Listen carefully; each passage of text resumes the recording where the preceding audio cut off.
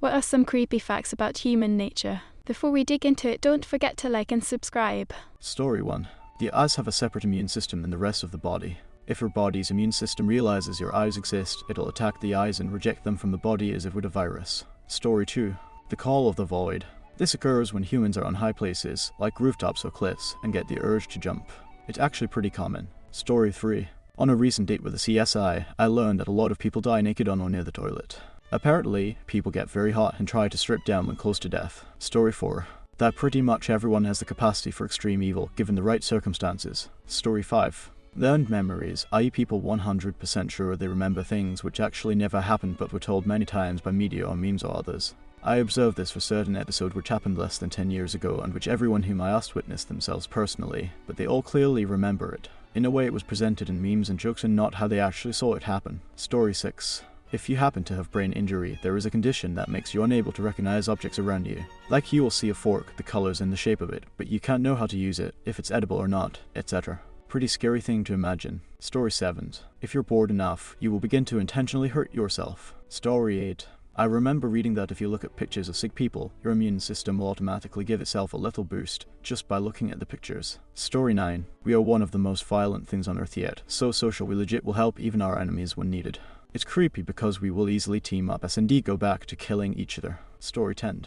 Most people that die due to hypothermia get naked before dying. This is because blood stops flowing to your extremities, so you don't lose body heat. Just before death, the brain kinda gives out and allows blood flow to return to normal. This sends warm blood to your cold limbs, making you feel very hot and sweaty, so you strip. Before this was understood, people that had died of hypothermia were believed to have been sexually assaulted because they were fully naked.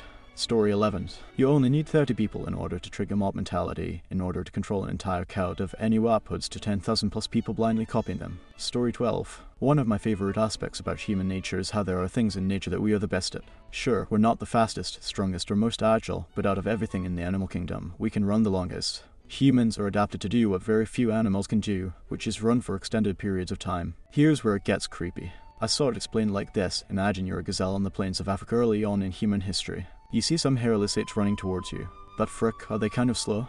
So your instincts kick in and you sprint away.